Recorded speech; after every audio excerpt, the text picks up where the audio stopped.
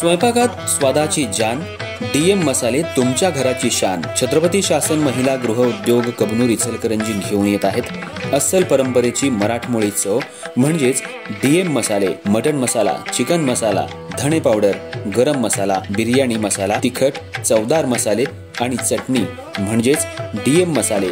तर आजच आपल्या जेवणाची रंगत वाढवण्यासाठी केमिकल विरहित डीएम मसाले, गृहिणींच्या मनातले मसाले आणि चटणी अवश्य वापरा।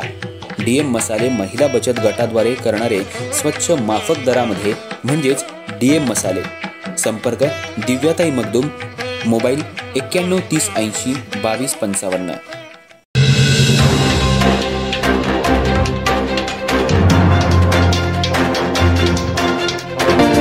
नमस्कार, मी तेजस्विनी मगदूम। एम मराठीमध्ये आपल्या सर्वांचं स्वागत आहे। पाहूया ठळक घडामोडी।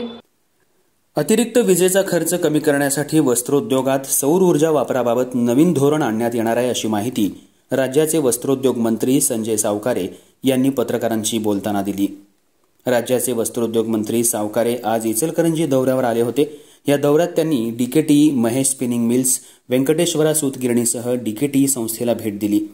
तत्पूर्वी त्यांच्या हस्ते Ichalkaranji shuttleless fabric manufacturers association या संस्थेच्या कार्यालयाचा उद्घाटन सोहळा पार पडला।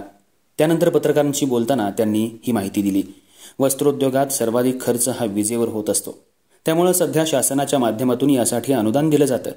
सध्या याबाबत कोणतीच तक्रार नाही, पण विजेची मागणी ही न संपणारी आहे। त्यावर कायमस्वरूपी उपाय म्हणून सौर ऊर्जेचा पर्याय आणण्यात आलाय। यामध्ये काही तांत्रिक अडचणी आल्या आहेत, त्या अडचणी दूर करण्याचा प्रयत्न सुरू आहे। मंत्री सावकारे म्हणाले, वस्त्रोद्योग मंत्रालयाचा कारभार हातात घेतल्यानंतर इचलकरंजी वस्त्रोद्योगातील विविध घटकांनी माझी भेट घेऊन आपल्या विविध समस्या सांगितल्या होत्या। त्यावेळी मी इचलकरंजीला प्रत्यक्ष भेट देऊन सर्व घटकांना भेटून समस्या जाणून घेणार असल्याचं सांगितलं होतं। त्यासाठीच हा आजचा माझा दौरा होता। यामध्ये अनेक समस्या माझ्याकडे मांडण्यात आल्या आहेत। यात काही प्रश्न सोडवताना शासकीय धोरणांमध्ये बदल करावा लागणार आहे। त्यात वस्त्रोद्योग मंत्रालयाच्या माध्यमातून आवश्यकतेनुसार बदल केला जाईल। यातून वस्त्रोद्योगातील संबंधित घटकांना दिलासा देण्याचा प्रयत्न राहणार आहे। देशात शेतीपाठोपाठ सर्वाधिक रोजगारभिमुख व्यवसाय म्हणून वस्त्रोद्योगाकडे पाहिलं जातं। पूर्वीप्रमाणे वस्त्रोद्योग हा अधिक गतीनं चालला पाहिजे आणि पुन्हा लौकिक प्राप्त झाला पाहिजे, ही शासनाची भूमिका आहे। इचलकरंजी हे वस्त्रोद्योगाचं महाराष्ट्रातलं सर्वात मोठं हब आहे। त्यामुळे इचलकरंजीच्या वस्त्रोद्योगाच्या विकासाला शासन नक्कीच साथ देईल। यावेळी खासदार धैर्यशील माने, माजी आमदार प्रकाश आवाडे, अशोक स्वामी उपस्थित होते।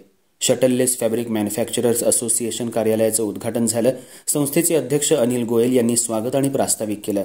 आभार गोरखनाथ सावंत यांनी मानलं।